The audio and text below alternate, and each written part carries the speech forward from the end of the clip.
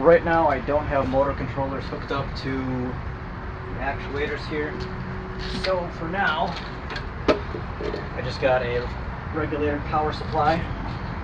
So we're going to use that to engage the actuators.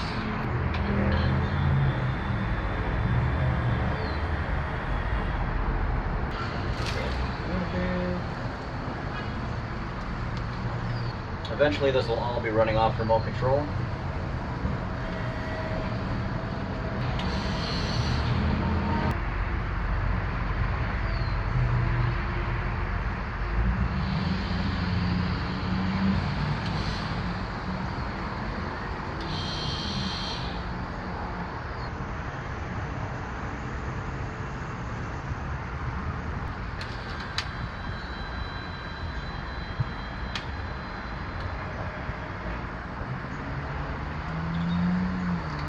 Once you have whatever you want picked up, simply drive away.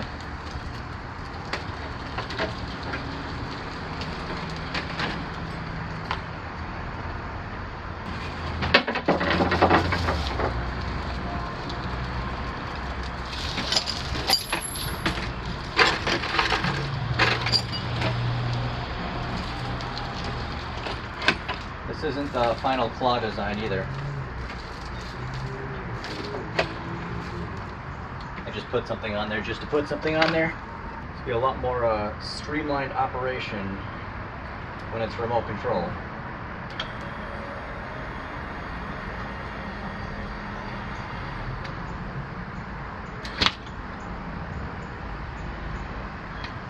A little bit.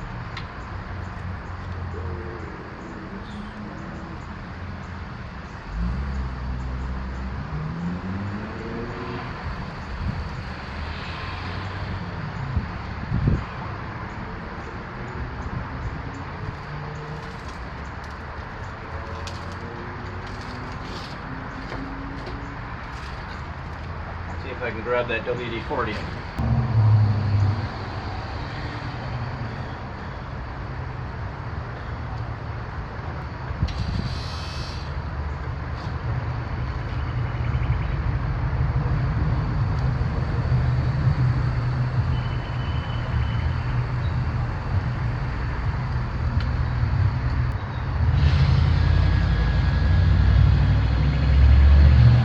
So this thing does have a very expansive reach to it.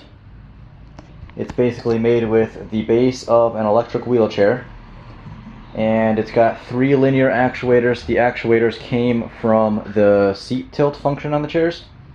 So this one is the strongest, and it is just insanely beefy and powerful.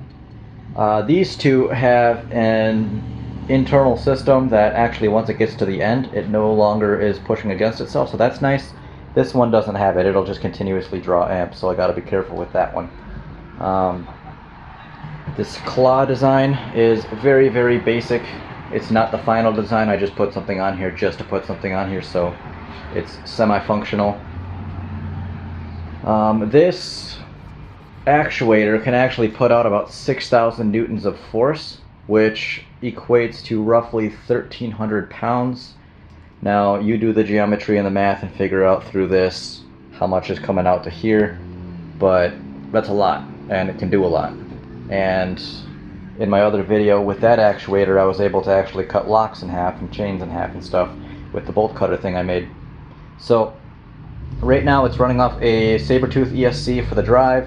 I've got no electronics hooked up to up here, and I'm not going to really do anything too final and make parts and whatever until I get the rest of the electronics, because I want it all to be done at the same time, so it's all nice and neat in there, and I'm not just adding things on top of things on top of things, and it's just a mess. The lifting and or weight capacity of this is very substantial, because this is designed originally to move people. The weight capacity on this wheelchair I think was around 300 pounds. So if I plug in this ESC here, and I turn on the transmitter and stand on it, no problem at all with moving me around.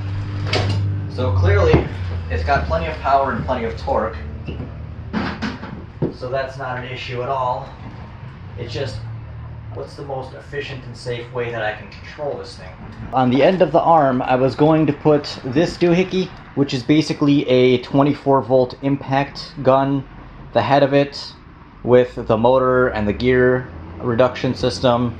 And this is a slip joint. And a slip joint is basically a fancy bearing, which allows not only rotation, but it allows power to be transferred through the joint, and you can rotate the end of it 360 continuous without tangling cords. You can't do that on a lot of normal operations. I could basically take a 1/2-inch drive socket, put it in here, which would connect to the impact gun, lock it down with these locking screws here, and it worked beautifully on the bench. And then through these cables I could run an actuator or something, who knows, something not too severe, but that would allow it to give it 360-degree continuous rotation. I think I accidentally damaged the motor, or something happened to it while I was welding, so the motor ended up letting all the smoke fairies out. So the whole idea was that the rotation, all the weight would be contained and held by the bearing and the metal, and the motor and the bearing were allowing it to be rotating without actually holding everything else together. So it works beautifully. I just need to get some sort of gear reduction or something else to drive the rotation, and then I can put it back on. Once I have that working, it'll allow me to spin any attachment I put in there 360-degree continuous rotation, while also powering the attachment. That's called a slip joint. They're very, very useful, but underutilized. For now though, until I can actually get this to rotate, it's just straight stuck in one position. It'll open and close. And eventually I would like to put some sort of swivel at the bottom a little bit. I don't think that's completely necessary because it is tank drive.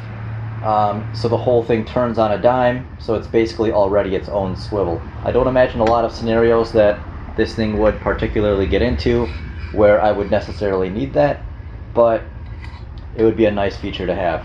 The welding on here is purely just tack welded at the moment. There's nothing that's terribly significantly like done. I kind of have been welding things on and then taking them off and moving them and changing the geometry to figure out what I like for movement, what I like for torque, how all that stuff works. I am not a mechanical engineer by any means. I just kind of do things until it works, and then if it doesn't, I learn from it, how to improve it, how to fix it, apply that into the next step of the process. There is the wheelchair tank in all of its glory thus far. It's not anywhere close to complete. I still have quite a bit to do to it. I'm waiting on Sabertooth ESCs to arrive so I can power the actuators with the remote control. And just as a size comparison, this is my little mini tank compared to the size of that. And this thing does very well. It has a lot of functions, which I will link a video to that. But this is going to be significantly larger than this. More options for what I can do with it, and there's not really any necessarily particular need for it. It's just something that I kind of wanted to build for a while. Haven't really had much time to do it, but now that we got riots and quarantine and all sorts of stuff, figure it's a good way to pass the time.